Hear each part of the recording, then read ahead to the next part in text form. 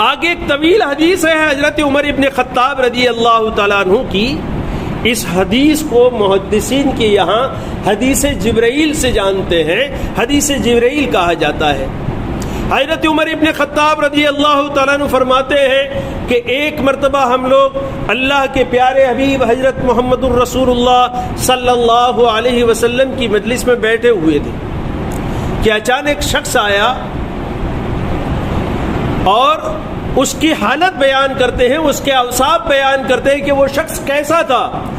شدید و بیاض الثیاب، اس نے جو کپڑے پہنے تھے وہ نہایت ہی سفید تھے، عام سفید نہیں، بہت زیادہ نہایت ہی سفید تھے.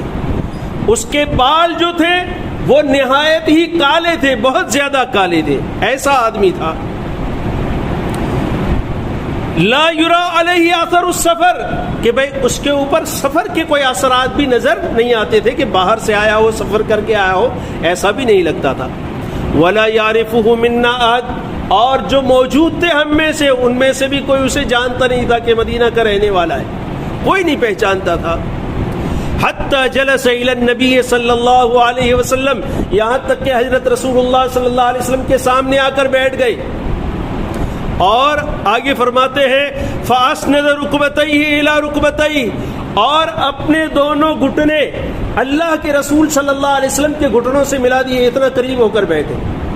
اور دوسری احادیث ہے، دوسری کتابوں میں کچھ روایات ہیں، اس میں مختلف الفاظ ہیں. بعض روایات میں یہ بھی ہے انہوں نے اللہ کے رسول صلی اللہ علیہ وسلم سے پوچھا کہ یا رسول اللہ صلی اللہ علیہ وسلم کیا میں آپ کے قریب ہو جاؤں؟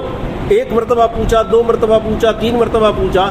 بڑھتے بڑھتے اتنے آگے بڑھے کہ ان کے گھٹنے حضرت رسول اللہ صلی اللہ علیہ وسلم کے گھٹنوں سے مل گئے. آگے ایک اور لفظ ہے وَوَضَعَ كَفَّيْهِ عَلَى فَخِذَيْهِ، اور انہوں نے اپنی دونوں ہتھیلیاں اپنی رانوں پر رکھ دی. ایک ترجمہ تو یہ ہے کہ اپنی دونوں ہتھیلیاں اپنی رانوں پر، کہ ایک طالب علم استاد کے سامنے جیسے بیٹھتا ہے دو زانو اور دونوں ہتھیلیاں اپنی رانوں پر رکھ کر بیٹھتا ہے، اسی طرح بیٹھ گئے.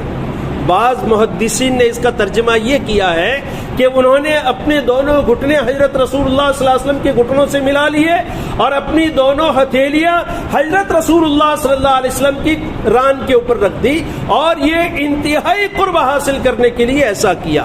یہ دو طرح سے الگ الگ ترجمے کیے گئے ہیں.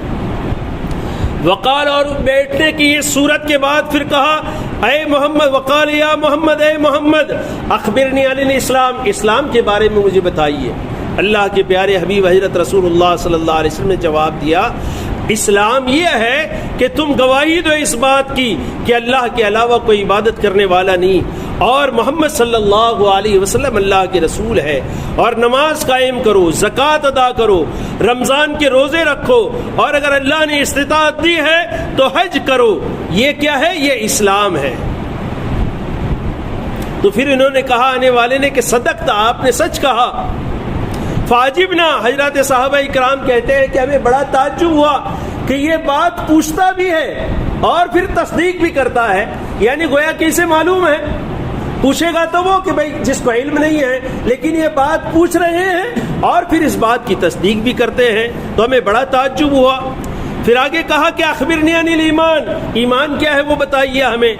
تو ان اللہ کے پیارے حبیب حضرت رسول اللہ صلی اللہ علیہ وسلم نے فرمایا ایمان یہ ہے کہ تم اللہ پر ایمان لاؤ، فرشتوں پر ایمان لاؤ، اس کی کتابوں پر ایمان لے آؤ، اس کے رسولوں پر ایمان لے آؤ، قیامت کے دن پر ایمان لے آؤ، اور اس بات پر ایمان لے آؤ کہ تقدیر اچھی ہو یا بری یہ اللہ کی طرف سے ہے. یہ ایمان ہو گیا. پھر انہوں نے کہا کہ صدقت، آپ نے سچ کہا. مجھے احسان کے بارے میں بتائیے. تو اللہ کے پیارے حبیب حضرت رسول اللہ صلی اللہ علیہ وسلم نے فرمایا احسان یہ ہے کہ تم اللہ کی عبادت اس طرح کرو کہ تم خود اللہ کو دیکھ رہے ہو، اور اگر یہ کیفیت پیدا نہیں کر سکتے تو کم سے کم اس کیفیت کے ساتھ نماز پڑھو کہ اللہ تمہیں دیکھ رہا ہے. اور اگر یہ کیفیت آدمی کے اندر پیدا ہو گئی، آخری درجے والی بھی، تو بھی اس کی نماز کمال درجے کی ہو جائے گی. پھر آگے فرمایا کہ مجھے قیامت کے بارے میں بتائیے.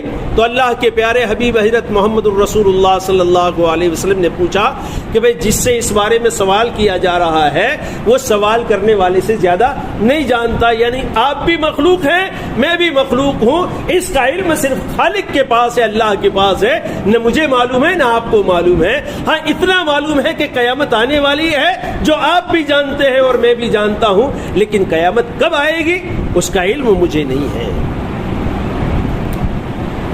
پھر اس کے بعد پوچھا کہ اخبرنی عن امارتها, قیامت کی علامات کے بارے میں بتائیے کہ قیامت کی علامتیں کیا ہیں. تو اللہ کے پیارے حبیب حضرت رسول اللہ صلی اللہ علیہ وسلم نے فرمایا کہ قیامت کی علامت یہ ہے کہ باندی اپنے آقا کو جنے گی, اور ایسے لوگ جن کے پاس پہننے کے چپل نہیں ہوں گے, یعنی ننگے پیر چلنے پھرنے والے اور بکریوں کو چرانے والے. پھر زمانہ ایسا آئے گا کہ اونچی اونچی عمارتیں بنانے میں ایک دوسرے سے سبقت لے جائیں گے.